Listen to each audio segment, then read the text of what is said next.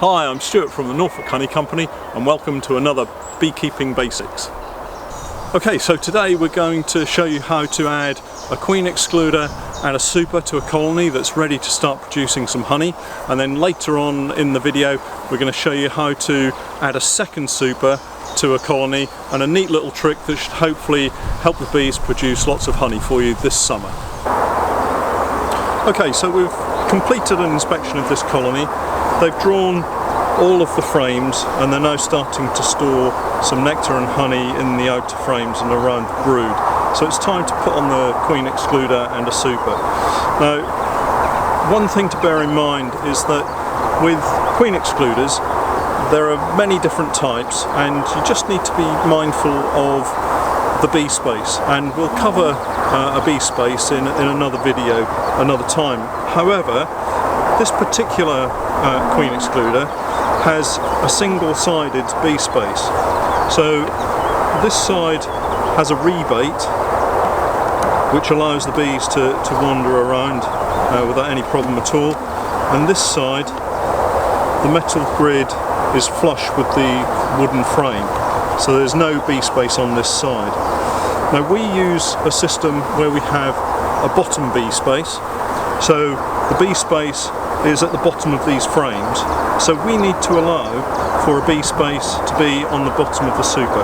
So in this instance we're going to put the queen excluder with the bee space on the bottom, and my preference is to put the queen excluder so that it runs across the top of the frames. So it's as simple as just placing it there, but it's worth just pausing to take a look to make sure that you get the queen excluder the right way round. Okay, so we've got the queen excluder in place, and if you have a look down here, we've got our super with frames. These have foundation in, but you could use a super that's got drawn frames in. So we're just going to lift this up.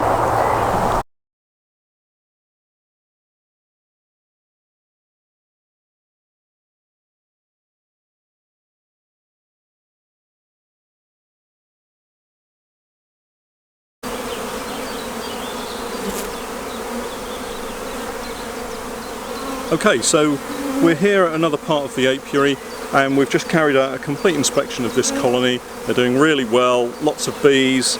We're now in midsummer. The blackberries are now in full flower and starting to open up all around us, and the bees are filling this first super really well.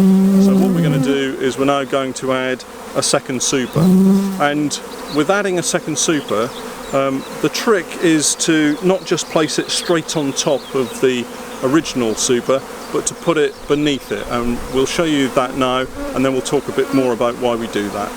Okay, so we're just going to pop the crown board back onto this first super, and that'll just calm the bees down a little bit in there, and then simply lift this super off and pop that down in front of the beehive, and then take the new super and gently place it on top. Give it a wiggle to prevent squishing too many bees. Make sure that the frames are running in the same direction as all the other frames. Straighten everything up.